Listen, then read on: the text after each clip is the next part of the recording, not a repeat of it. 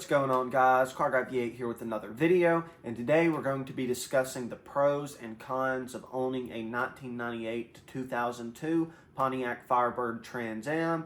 Now, my personal car is a Trans Am that has the LS1, the 4L60E, and a 273 geared rear differential, and we'll start with the pros.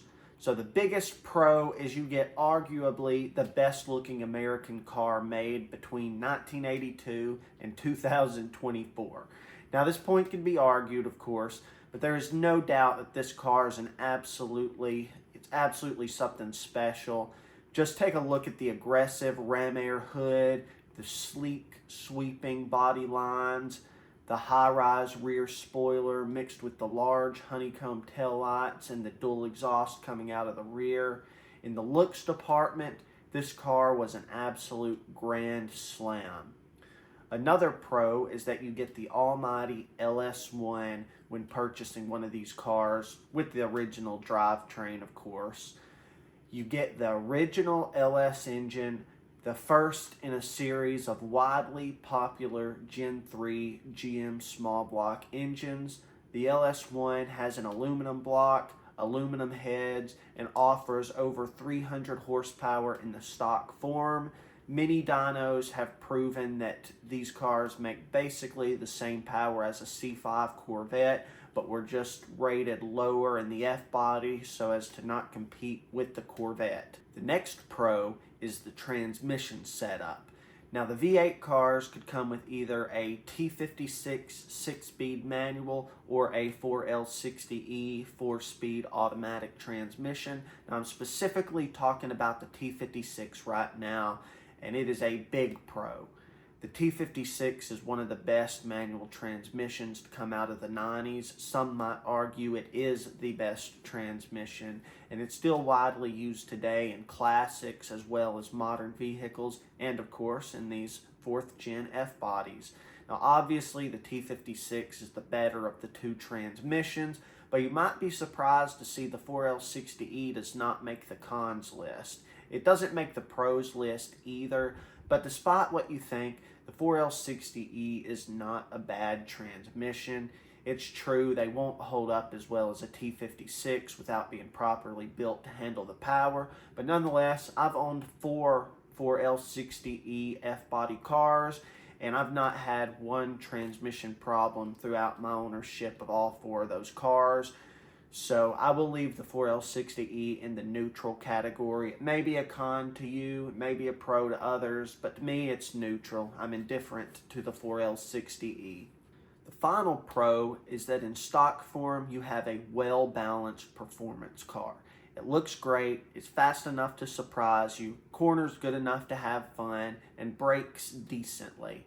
While it doesn't excel in any of these, it is just a few modifications away in any direction to being a corner carver, drag car, road course car, street strip car. These cars are blank canvases. They've already got the basics covered, so whatever you decide to do with it, any of those options, you just throw a few modifications on there. You can spend a lot of money or a little money, make it your own. It is a blank canvas.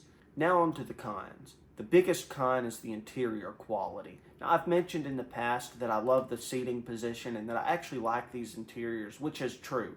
But even I can't deny that the interior pieces are cheap. The plastics will break quite easily on you, and the dash pads crack, the door panels crack. The interior, it does feel cheap, but hey, it beats walking. If you do your own vehicle work, then this next con is for you. The engine bay is very tight in these cars, and so is the undercarriage. There is no wasted space under the hood, and that's easily apparent whenever you start, pulling parts off to replace them.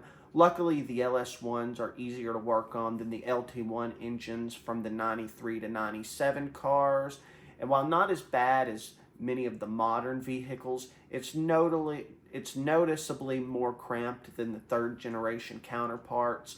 And if you're used to dealing with older cars, you will quickly notice that these engine bays are tight. The T-tops are also another common problem with these cars. Oftentimes they'll leak whenever it's raining or even whenever you're washing the car. So a lot of guys like to look for the non-T-top cars, but they are not quite as plenteous as the T-top cars. And also the window motors on these, they often are slow to move the windows and need replacing. And another thing is the fuel pumps on these cars. They'll go through fuel pumps sometimes, especially the factory fuel pump usually lasts for a long time, but once you start getting into the replacement fuel pumps, oftentimes they will fail quicker. The fuel pumps are not easy to replace in these cars. In fact, a lot of guys cut a trap door in the trunk, and that's something, if you're looking to buy one of these cars, it's worth pulling back the carpet in the trunk to see if someone has cut a trap door. Oftentimes they have. That is not the right way to do it. It is just a whole lot easier than pulling the fuel tank out of these cars. The 7.5 10 bolt is another weak point of these cars. They often hold up perfectly fine if you're at stock power levels, but if you have a 6-speed car and you start putting a little bit of power through it, oftentimes the 7.5 10 bolt is a failure point. The final thing I'm going to mention is the price. Over the past few years, these cars have started to really skyrocket in value, with low mileage WS6 cars going for $20,000 to $30,000, some even more than that. Drop a comment below if you think these cars are worth the extra money that people are asking these days.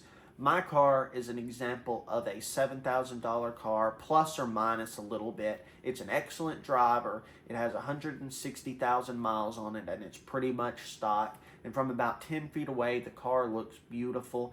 But when you get close, you can start seeing little imperfections here and there, such as I'll zoom in a little here. You can see a ding here, a ding there, a little bit of rough paint over here. So my car is a good example of around a $7,000 car, plus or minus a little, depending on your location.